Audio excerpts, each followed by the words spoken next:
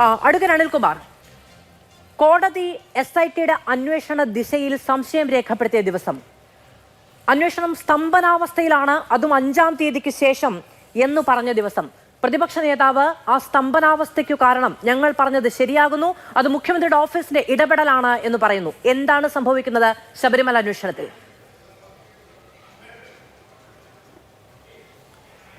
ഒന്ന്, ഹൈക്കോടതി എന്ന് പറഞ്ഞാൽ ഒരു ബെഞ്ച് മാത്രമല്ല, ബെഞ്ചുകൾ പലതുണ്ട്. ശബരിമലയുടെയുമായി ബന്ധപ്പെട്ട ദേവസ്വം നിയമത്തിൻ്റെ ചുമതലയുള്ള ഒരു ഹൈക്കോടതി ബെഞ്ച്, ദേവസ്വം ബെഞ്ച് അവിടെയുണ്ട്.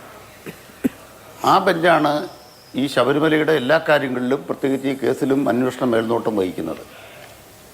ആ ബെഞ്ച് SITയുടെ ഒരു അന്വേഷണത്തിലും ഒരു ബുദ്ധിമുട്ടും അല്ലെങ്കിൽ എന്തെങ്കിലും ഒരു പ്രശ്നവും രേഖപ്പെടുത്തിയിട്ടില്ല. അവർ കൃത്യമായി SIT അന്വേഷണം ശരിയായ വഴിയിലാണ് എന്നാണ് അവരുടെ പരിശോധനയിലെ അവസാനത്തെ ഉത്തരവ്. ഇപ്പോൾ ഉത്തരവിട്ട ജാമ്യഹർജി വാദം കേട്ട സിംഗിൾ ജഡ്ജിയുടെ കീഴിലല്ല SIT അന്വേഷണം. അതുകൊണ്ട് 2 ജഡ്ജിമാരുള്ള ഡിവിഷൻ ബെഞ്ച് മേൽനോട്ടം വഹിക്കുന്നൊരു അന്വേഷണത്തിലെ ആ ജഡ്ജിമാരുടെ മേൽനോട്ടത്തിൽ നടത്തിയ അന്വേഷണത്തിലെ ഉദ്യോഗസ്ഥന്മാരെ സംശയത്തിൽ നിർത്തുന്ന ഒരു പരാമർശം ഒരു സിംഗിൾ ജഡ്ജി ജാമ്യഹർജിയുടെ തീരുമാനമെടുക്കുന്ന ഘട്ടത്തിൽ കോടതിയെ തന്നെ സംശയത്തിന് നിഴലിൽ നിർത്തിയൊരു പരാമർശം അനുചിതമായി എന്നാണ് എൻ്റെ അഭിപ്രായം. കോടതികൾ തമ്മിലുള്ള ബന്ധങ്ങളിൽ പാലിക്കേണ്ട മര്യാദകൾ പാലിക്കപ്പെട്ടിട്ടുണ്ടോ? കാരണം ഇന്ന് N. വാസുവിനും പത്മകുമാറിനും ജാമ്യം നിഷേധിച്ച ഉത്തരവ് നൽകിയ സിംഗിൾ ജഡ്ജി SITയുടെ കേസിൻ്റെ മേൽനോട്ടം വഹിക്കുന്ന ജഡ്ജി അല്ല. ആ ഉത്തരവിലെ ഏറ്റവും വലിയ പരസ്പര വിരുദ്ധമായ കാര്യം എന്താണ്? SIT നടത്തിയ അന്വേഷണം ഫലപ്രദമാണ് എന്നതുകൊണ്ടാണ്, ആ അന്വേഷണ നടപടികൾ ശരിവെക്കപ്പെട്ടതുകൊണ്ടാണ് ആ അന്വേഷണ നടപടികളുടെ ഭാഗമായി ഇവരുടെ കസ്റ്റഡി തുടരേണ്ടത് ജാമ്യം അനുവദിക്കാവുന്നതല്ല എന്ന് കണ്ടെത്തിയത്. ഏതൊരു SIT ആണോ ഈ പ്രതികൾ ജയിലിൽ കിടക്കേണ്ടവരാണെന്ന് വാദിക്കുകയും അതിനാവശ്യമായ തെളിവുകൾ കൊടുക്കുകയും ആ തെളിവുകൾ സിംഗിൾ ജഡ്ജി അംഗീകരിച്ച് ജാമ്യം അനുവദിക്കാതിരിക്കുകയും ചെയ്ത ഒരു ഉത്തരവുണ്ടായിരിക്കുന്നു. ആ ഉത്തരവ് SITക്ക് അനുകൂലമാണ്. അങ്ങനെ ഉത്തരവിറക്കുന്ന കൂടെ ആ അന്വേഷണത്തിൻ്റെ മറ്റു വഴികളെക്കുറിച്ച് ഉത്തരവിൽ പരാമർശിക്കുക എന്ന് പറഞ്ഞാൽ ആ കോടതിയുടെ അധികാരപരിധിക്ക് പുറത്താണ് എന്നാണ് ഒരു അഭിഭാഷകൻ നിലയ്ക്ക് എൻ്റെ അഭിപ്രായം. അതുകൊണ്ട് തന്നെ പ്രതിപക്ഷത്തിന് ഒരായുധമാകുന്ന വിധം അത്തരം പരാമർശങ്ങൾ ഉണ്ടാകുന്നത് നിയമപരമായി നിലനിൽക്കുന്നതല്ല.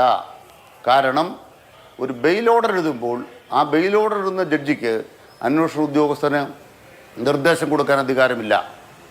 അധികാരമുള്ള 2 ജഡ്ജിമാർ ദേവസ്വം ബെഞ്ചാണ്. ആ ബെഞ്ച് കൈകാര്യം ചെയ്യേണ്ട ഒരു വിഷയത്തിനകത്ത് മുഴുവൻ വസ്തുതകളും മനസ്സിലാക്കാതെ, ഞാൻ മനസ്സിലാക്കിയെടുത്തോളം ദേവസ്വം ബെഞ്ചിൻ്റെ കയ്യിൽ സീൽ വെച്ച കവറിൽ കുറേ വിവരങ്ങൾ കൈമാറിയിട്ടുണ്ട്. അത്തരം ഒരു വിവരങ്ങളും ജാമ്യഹർജി വാദം കേട്ട ജഡ്ജിയുടെ മുമ്പിലില്ല. തങ്ങളുടെ മുന്നിൽ മുഴുവൻ വിവരങ്ങളും ഇല്ലാതിരിക്കെ ഒരു സിംഗിൾ ജഡ്ജി ഇത്തരമൊരു വിധി അതിൽ ഇത്തരം കാര്യങ്ങൾ എഴുതി ചേർത്തു. ഞാൻ ആ വിധിന്യായം വായിച്ചു നോക്കിയപ്പോൾ 25-ാം പേജിൽ കണ്ടു. എന്താ കണ്ടത്? ദേവസ്വം ബോർഡിൻ്റെ മിനിറ്റ്സ് കണ്ടു. ആ മിനിറ്റ്സിൽ ഞാൻ വായിച്ചു എന്താണ് മനസ്സിലാക്കിയത്? ഏതെങ്കിലും ദേവസ്വം ബോർഡ് അംഗങ്ങൾക്ക് ഉത്തരവാദിത്വം ഉണ്ടെന്നോ ഇല്ലെന്നോ വാദിക്കാൻ ഞാനില്ല. ദേവസ്വം ബോർഡ് പ്രസിഡൻ്റായിരുന്നയാൾക്കും അതിലെ അംഗങ്ങൾക്കും എത്രത്തോളം ഉത്തരവാദിത്വമുണ്ട് ഇല്ല എന്ന് വാദിക്കുന്ന ചുമതല എനിക്കില്ല എന്ന് മാത്രമല്ല, എൻ്റെ പാർട്ടി തീരുമാനിച്ചിരിക്കുന്നത് SITക്കൊപ്പം നിൽക്കാനാണ്. SIT നടത്തുന്ന അന്വേഷണത്തിനൊപ്പമാണ് എൻ്റെ പാർട്ടി, സംസ്ഥാന സർക്കാർ. അതുകൊണ്ട് തന്നെ ആ കേസിന്റെ ന്യായാന്യായങ്ങളിലെ ഒരു വാചകത്തിലേക്ക് ഞാൻ പറയാൻ ഉദ്ദേശിക്കുന്നില്ല. ശരി, ഓക്കേ. അങ്ങനെ പറഞ്ഞാൽ ആ കേസിനെ ദുർബലപ്പെടുത്തും. അത് താല്പര്യത്തിന് വിരുദ്ധമാണ്. പക്ഷേ 25-ാം പേജിൽ ദേവസ്വം ബോർഡിന്റെ മിനിറ്റ്സ് ഒന്നെടുത്ത് വായിക്കാൻ ഞാൻ വീണ്ടും അഭ്യർത്ഥിക്കുന്നു. പച്ച മലയാളത്തിൽ എഴുതിയിട്ടുണ്ട്. ആ വിധിന്യായത്തിലെ 25-ാം പേജിലെ മിനിറ്റ്സ് ഭാഗം, 25-ലെ മിനിറ്റ്സ് എടുത്ത് വായിക്കുക. ആരെയാണ് ചുമതലപ്പെടുത്തിയത്? തിരുവാഭരണം കമ്മീഷനെയാണ് ചുമതലപ്പെടുത്തിയത്. ചുമതലപ്പെട്ട തിരുവാഭരണ കമ്മീഷണർ വീഴ്ച വരുത്തിയാൽ, നിങ്ങളിത് നവീകരിച്ച് നൽകണമെന്ന് വീഴ്ച വരുത്തിയാൽ, വീഴ്ച വരുത്താൻ ഇടയായ അവർക്കാണ് ഉത്തരവാദിത്വം. അതോ ഈ ചുമതല നിർവഹിക്കാൻ പറഞ്ഞവർക്കാണോ? അതിൽ സ്വർണ്ണമോഷണത്തിൻ്റെ കാര്യത്തിൽ എന്തെങ്കിലും പങ്ക് ദേവസ്വം ബോർഡ് അംഗങ്ങൾക്കുണ്ടെങ്കിൽ അവരും ഉത്തരം പറയണം. ഇതിന്റെ ഒരു വസ്തുതയും ഞങ്ങളുടെ ആരുടെ മുമ്പിലില്ല. കാരണം SIT സീൽ വെച്ച കവറിൽ മറ്റേ ബെഞ്ചിലാണ് കൊടുത്തിരിക്കുന്നത്, ദേവസ്വം ബെഞ്ചിലാണ് കൊടുത്തിരിക്കുന്നത്.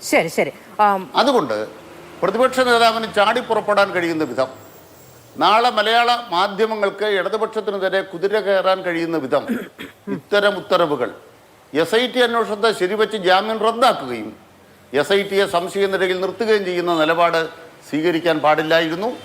ഇവിടെ സംശയനിഴലിലായിരിക്കുന്നത് ദേവസ്വം ബെഞ്ചാണ്, SIT അല്ല, സർക്കാരല്ല. ദേവസ്വം ബെഞ്ചിന്റെ മേൽനോട്ടമാണ്.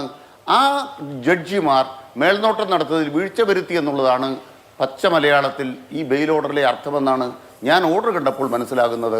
അത് ദൗർഭാഗ്യകരമാണ്. കോടതികൾ അല്പം കൂടി ആലോചിക്കണം.